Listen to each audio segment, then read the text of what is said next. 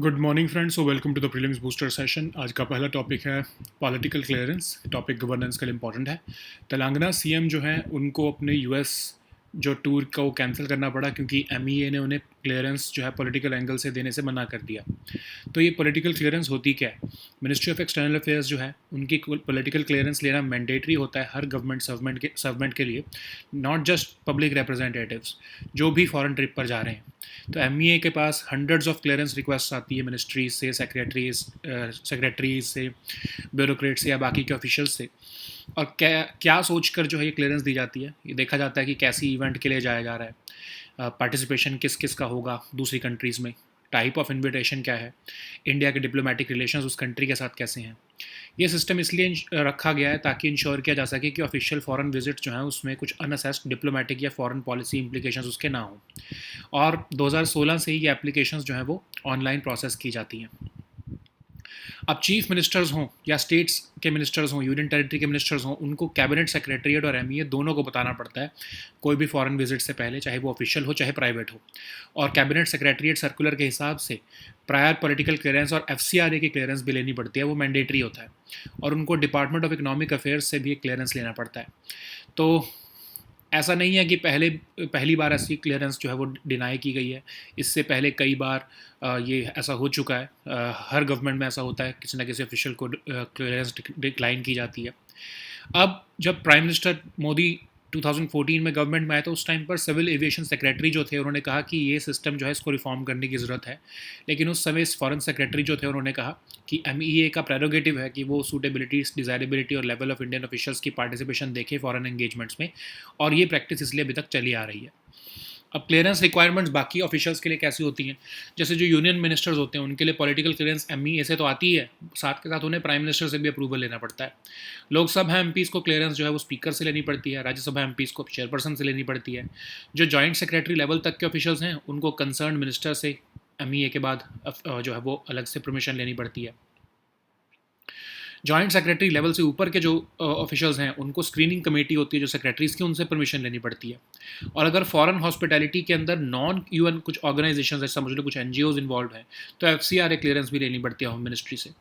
अगर एमपीज़ जो हैं वो प्राइवेट ट्रिप्स पर जा रहे हैं तो उनके लिए ऑब्लिगेटरी नहीं है, लेकिन बहुत से एमपीज़ जो हैं वो वॉलंटरीली फिर भी लोकसभा या राज्यसभा सेक्रेटरीट से परमिशन लेके जाते हैं। तो गवर्नमेंट एम्प्लॉयज़ जो हैं उनको तो हर तरह के फॉरेन ट्रिप्स की परमिशन लेनी पड़ती है, चाहे वो ऑफिशियल हो या फिर पर्सनल हो। क्या जजेस को भी लेनी पड़ती है? तो सुप्रीम कोर्ट या हाई कोर्ट के जो जजेस हैं उनको डिपार्टमेंट ऑफ जस्टिस के थ्रू जो है, जब chief justice of India permission दे देते हैं तो उसके बाद एमईए या फिर होम मिनिस्ट्री की अगर एफसीआरए अप्लाई होता है तो वो क्लियरेंस भी चाहिए होती है।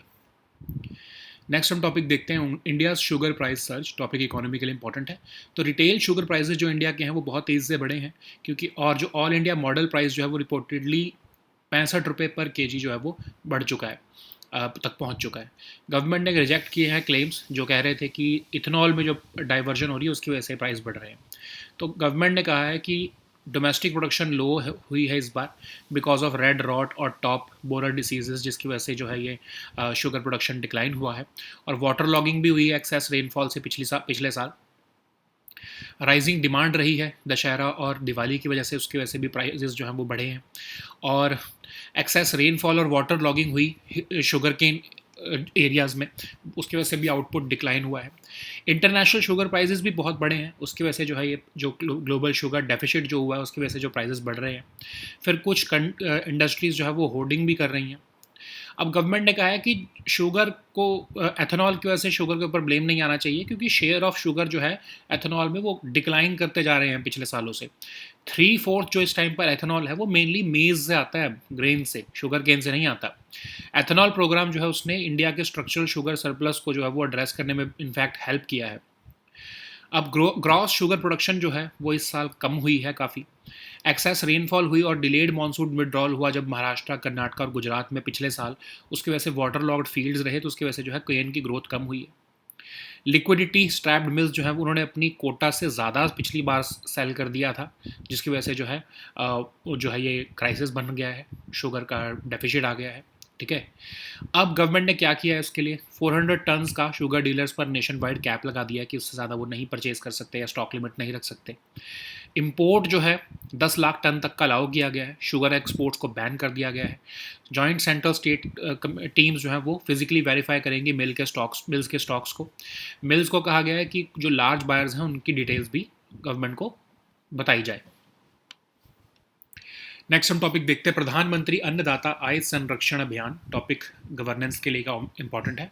प्रधानमंत्री अन्नदाता आय संरक्षण अभियान एक स्ट्रॉन्ग स्ट्रक्चर्ड मैकेनिज्म बनकर आया है सब फार्मर्स को सपोर्ट देने के लिए, अश्योर्ड प्रोक्योरमेंट, प्राइस स्टेबलाइजेशन और इफेक्टिव मार्केट इंटरवेंशंस के थ्रू। 2018 में से लॉन्च किया गया था ताकि एमएसपी को इम्प्लीमेंटेशन स्ट्रेंथन हो सके और रिम्यूनरेटिव प्राइसेस जो है फार्मर्स को मिल सकें।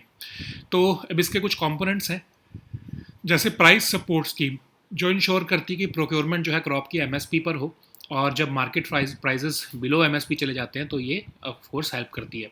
खासकर इसमें पल्सेस, ऑयल सीड्स और कोपरा को कवर किया जाता है। अब ऐसे प्राइस स्टेबलाइजेशन फंड जिसमें कि कंज्यूमर्स को प्राइस वॉलेटिलिटी से बचाने के लिए बफर स्टॉक्स मेंटेन करती है गवर्नमेंट एसेंशियल कमोडिटीज़ के।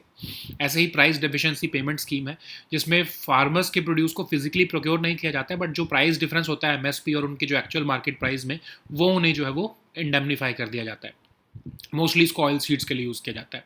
ऐसे ही मार्केट इंटरवेंशन स्कीम है जिसमें कि प्रोक्योरमेंट होती है पेरिशेबल एग्रीकल्चरल और हॉर्टिकल्चरल कमोडिटीज़ की, ठीक है, ताकि जो है मार्केट प्राइस जब अगर 10% से ज़्यादा ड्रॉप होने लगते हैं तो गवर्नमेंट जो है वो इसमें प्रोक्योरमेंट करती है।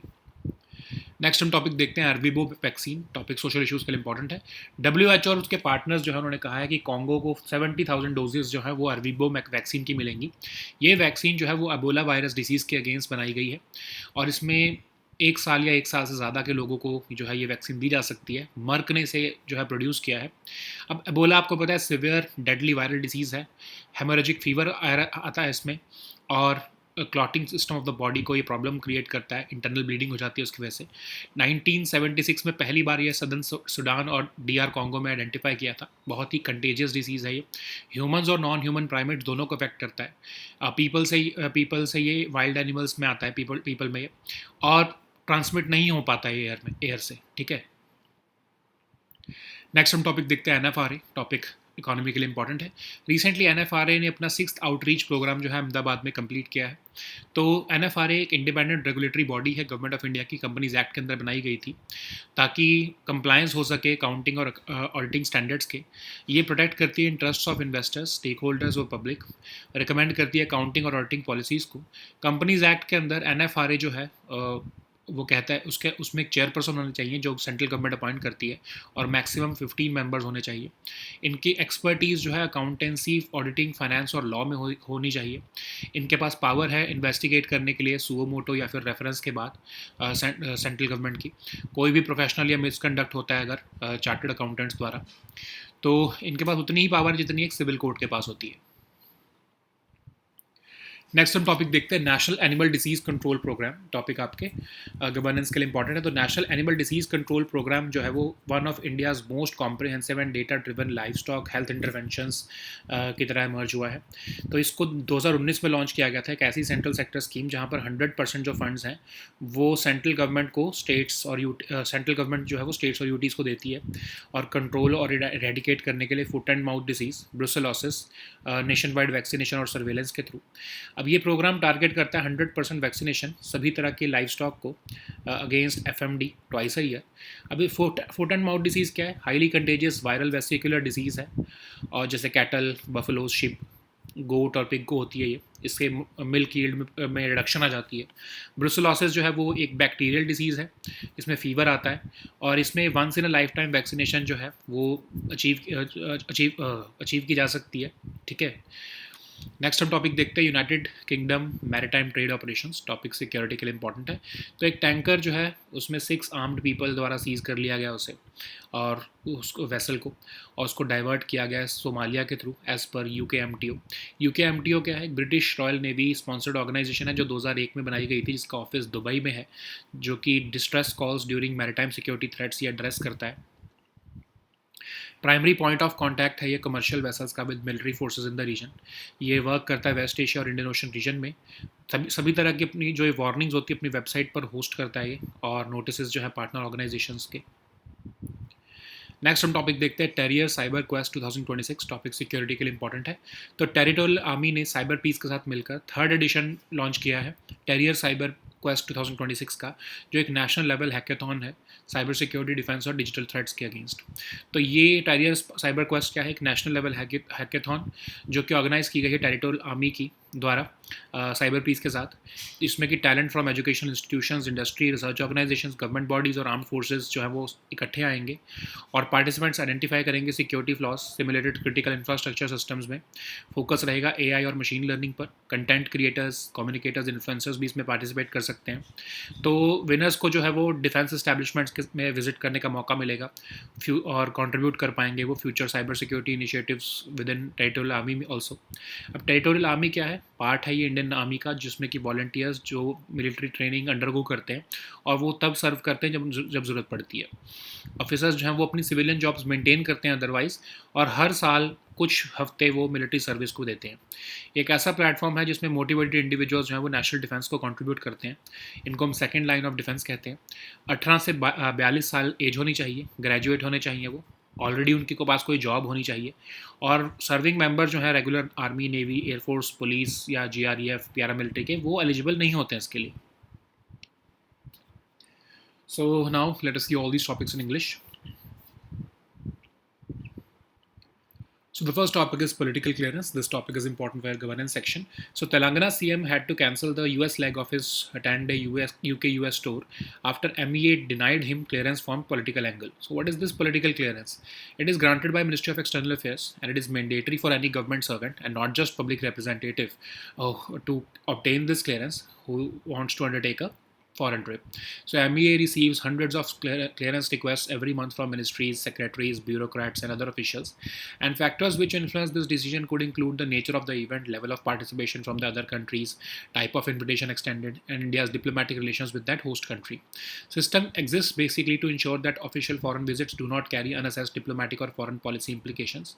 And since 2016, applications are processed online. Okay, so what type of clearances do CMs require? So the CMs, state ministers, UT ministers must inform both the cabinet secretariat and the MEA about any foreign visit, official or private, and they also require not just political clearance but sometimes FCRA clearance also, and they also require clearance from the Department of Economic Affairs. So this is not the first time that a clearance has been declined to any sitting chief minister. This has happened routinely in the past also.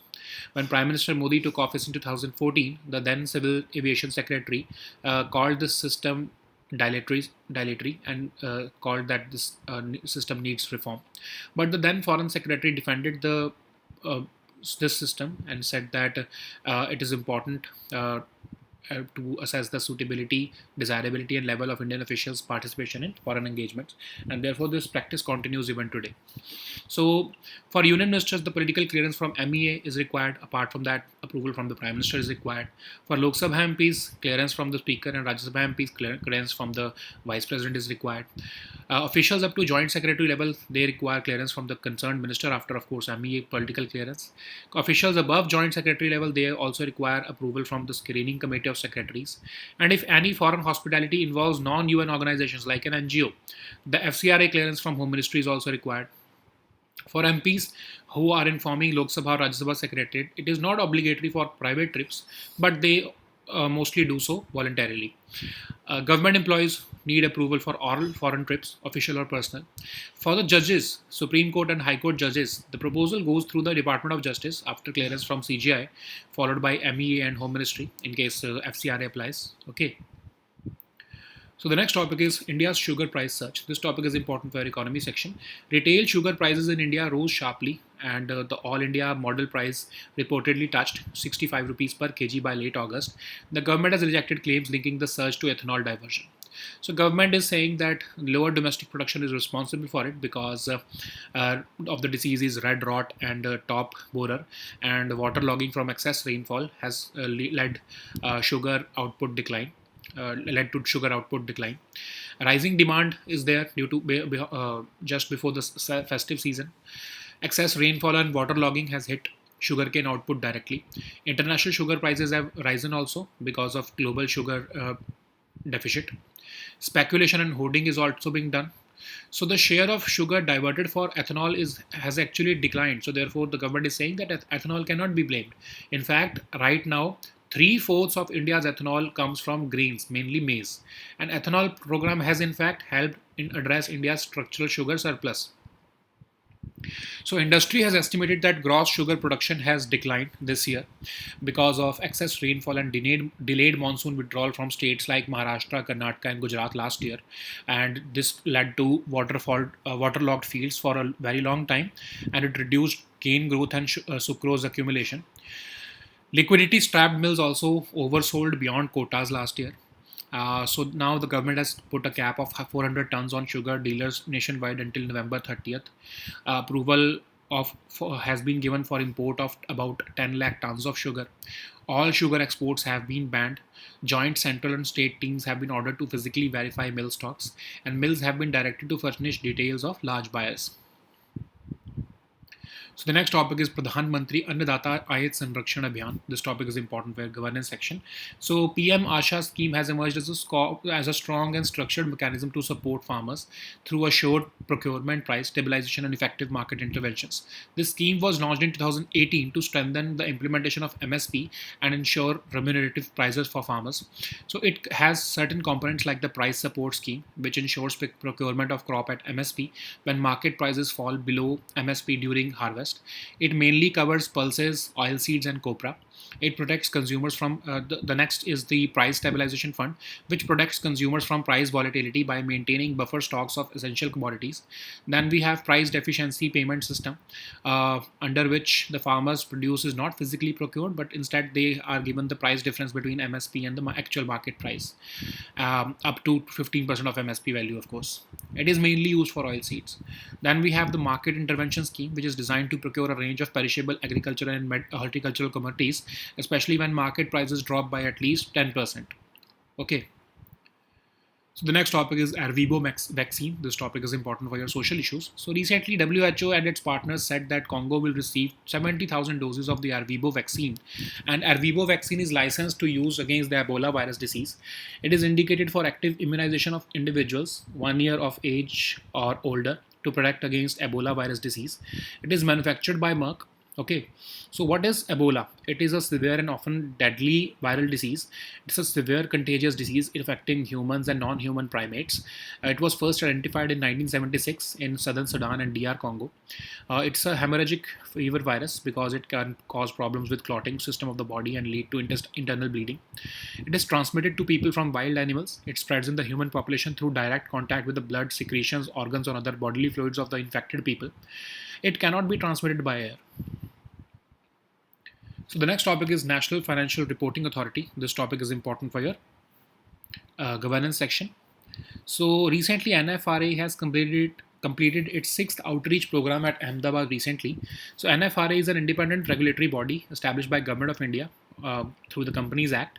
The role is to oversee and enforce compliance with accounting and auditing standards, also to protect the interests of investors, stakeholders, and the public.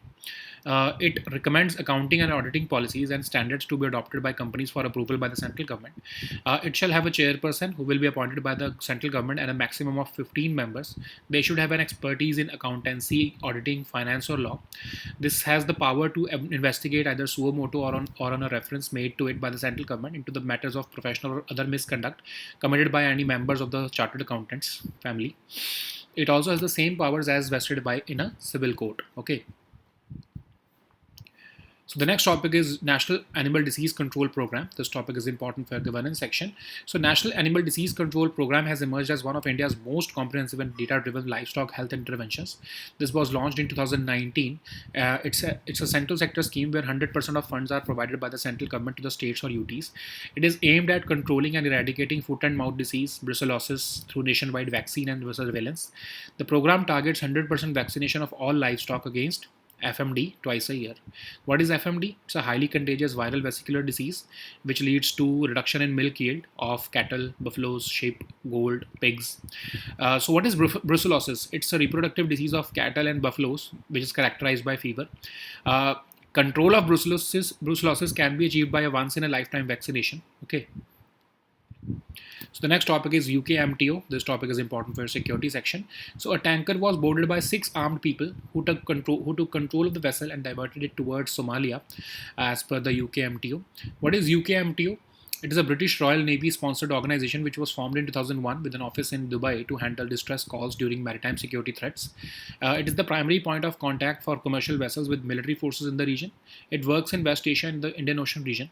It hosts all the warnings on its websites, as well as hosting notices from partner organizations. So the next topic is Terrier CyberQuest 2026. This topic is important for your security section. Territorial Army, along with CyberPeace, have recently launched the third edition of Terrier CyberQuest 2026, which is a national level hackathon on cybersecurity, defense, and digital threats. So it is aimed to bring together talent from education institutions, industry, research organizations, government bodies, and armed forces.